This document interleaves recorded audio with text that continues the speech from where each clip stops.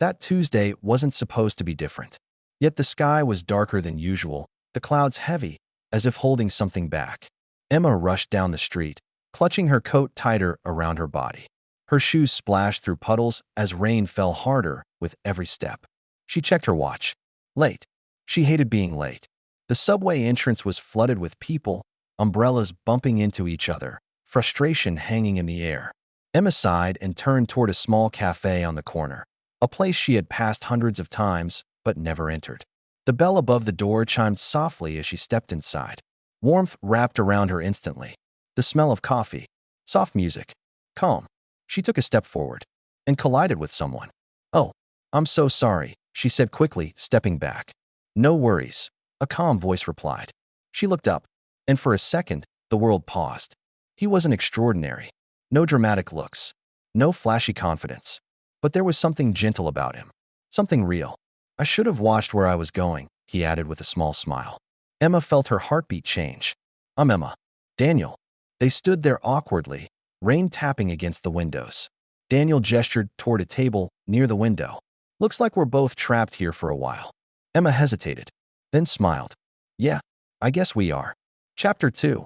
Two strangers, one conversation. They talked about simple things. Coffee preferences, favorite songs, movies they loved but never admitted to liking. The conversation flowed naturally, without effort. Emma felt strange, comfortable. She usually kept her walls high, her emotions guarded. But with Daniel, it felt easy, like talking to an old friend she had forgotten. "I don't usually talk this much to strangers," she admitted. Daniel laughed softly. "Same. But some people don't feel like strangers." Their eyes met, and Emma looked away quickly. Time slipped by unnoticed. When Emma finally checked her phone, her eyes widened. "I really need to go." Daniel stood up too. Outside, the rain had slowed into a gentle drizzle.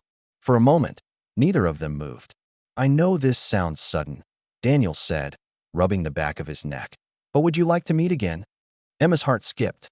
"Yes," she replied before she could overthink it. They exchanged numbers and walked away in opposite directions, both smiling. Chapter 3. Love that grows quietly. Their second meeting turned into a third, then a fourth. Walks through parks, late-night messages, conversations that stretched until dawn. Emma learned Daniel loved photography, that he noticed details others ignored, that he listened, not just to reply, but to understand. Daniel learned Emma had dreams she rarely spoke about, that she feared failing, that she pretended to be strong even when she felt small. Love didn't arrive suddenly. It grew. Slow. Strong. One evening, as they sat watching city lights reflect on the river, Daniel spoke quietly.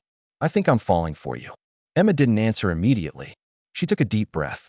"I already have." He smiled, not wide, not loud, but full. And that was enough. Chapter 4. The fear of distance. Happiness felt fragile, as if it could break if touched too hard. One afternoon, Emma noticed Daniel was quieter than usual. "What's wrong?" she asked. He hesitated. "I got a job offer," he said. "In another city." Her chest tightened. "How far?" "Very." Silence stretched between them. "When do you leave?" Emma whispered. 2 weeks. Her world shifted. "So this is it." Daniel shook his head. "No, it doesn't have to be." Long distance felt terrifying. Nights without him. Days filled with waiting. But love wasn't supposed to be easy.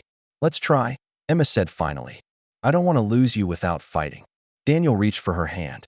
Neither of them knew how hard it would be, but they chose each other anyway. Chapter 5. Love tested by time. Distance changed everything. Calls replaced touch. Messages replaced hugs. Time zones replaced moments. Some nights were painful. Some days lonely. Arguments happened. Misunderstandings grew. Once, Emma almost gave up. "This is too hard," she cried over the phone. Daniel closed his eyes. "I know, but you're worth it."